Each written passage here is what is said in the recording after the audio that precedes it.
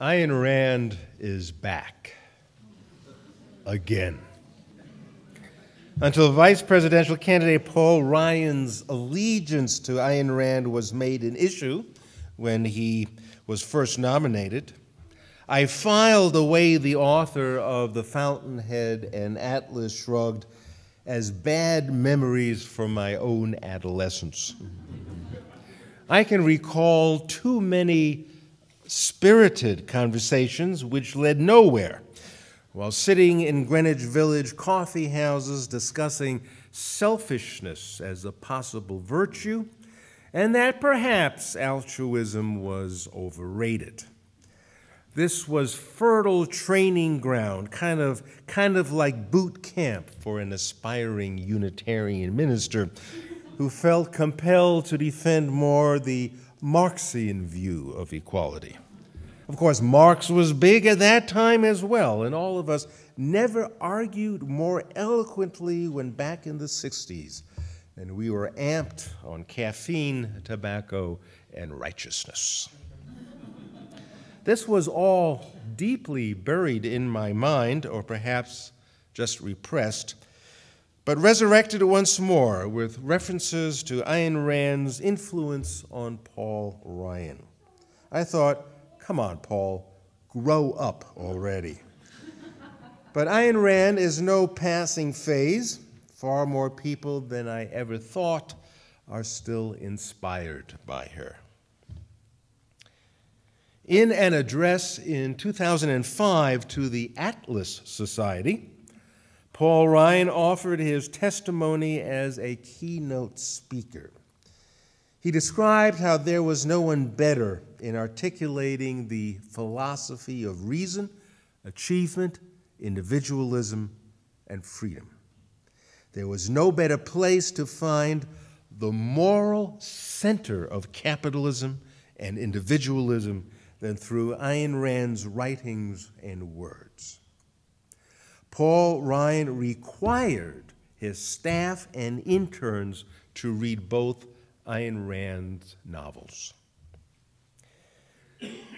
While reading Jennifer Burns' extraordinary biography of Ayn Rand, introduced to me when she was a recent guest on Stephen Colbert, I was alerted in some frightening sense to the recycling of Ayn Rand ideas that fundamentally define the current political climate today. Today's debate about the future direction of our country is rooted in Rand's primary premise that natural rights are derived from the Declaration of Independence, where each man has the right to life, liberty, and the pursuit of happiness. In fact, Romney cited that line during the first debate, you may remember. Society's only purpose for Rand, and now her following of conservative leaders, society's only purpose is to ensure that these individual rights flow uninhibited. Her claim insists that individualism is the only ground on which men can live together in decency. The doctrine of the common good is utterly evil and must always be limited by the basic inalienable rights of the individual. Now, not only do these ideas have implications for the Affordable Care Act, expansion of Medicaid, welfare, and the bailout of the auto industry, but lends itself to the current argument for sanctioning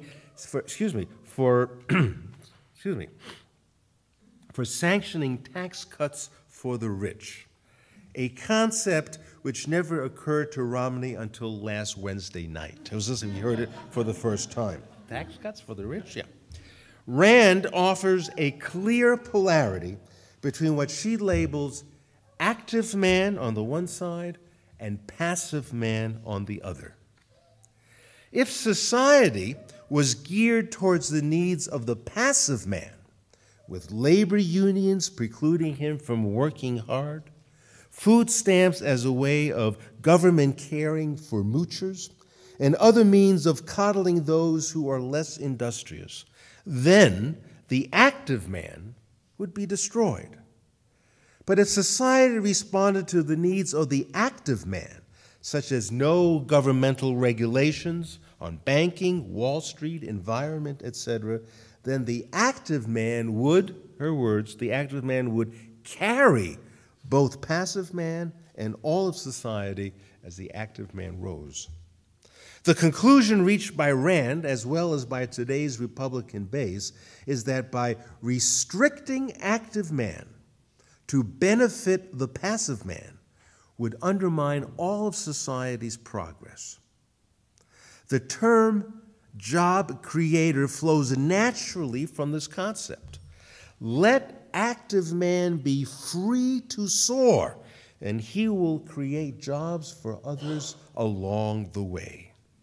Rand said specifically, and I quote, "When a society allows prominence to voices claiming that individual freedom is evil, the dark ages are standing on the threshold. How many civilizations will have to perish before men realize this?" Rand sowed the seeds for the current contempt for intellectuals. She said that passive men were not necessarily members of the working class or so-called downtrodden. In fact, working men, she maintained, understood quite well the nature of individual effort and initiative. The highest concentration of collectivists, or those who promote ideas about the common good, are found among second-generation millionaires and intellectuals. She's probably right. And these sentiments help me account for the mystifying number of poor working people who I always figured voted against their own self-interests. But no, they subscribe to the theory of allowing innovative people to be free to rise to the top, thereby bringing the worker along in the process. The government must not interfere with society's innovators. They must be free to accomplish all they can for the good of the nation. Zinovy Rosenbaum. Zinovy Rosenbaum, a chemist and secular Jew living with his wife and 3 daughters in St. Petersburg, Russia, had his shop and home taken away in 1918 by the Red Guard in the Bolshevik Revolution. The Rosenbaums were considered the elite bourgeoisie, having a staff in their home comprised of a cook, governess, and tutors for the girls. They were all lucky to escape with their lives, as their possessions were reduced to virtually nothing under the lofty ideology of equality and fairness. The oldest Rosenbaum daughter, Alyssa, was 12 years old when she watched her family stripped of all their material wealth. She went with her father to anti-communist meetings, and there she learned to advocate for the individual against the state. The family struggled along with everyone during the Great Russian Famine in the early 1920s. But some aunts and uncles had left Mother Russia before the revolution and were settled in the Chicago area. These were aunts and uncles of the Rosenbaums. And they were now willing to finance a Rosenbaum to emigrate to the United States.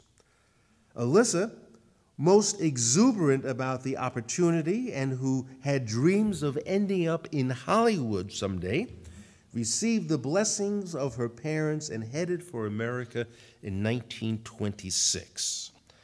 While on board the ship crossing the Atlantic, taking her to a new country, she desired to streamline her name, one that would become memorable on a movie theater marquee. She somehow, I don't understand how she did this, but she came up with Rand as an abbreviation of Rosenbaum, and she liked a Finnish writer that she was reading at the time by the name of Ayn.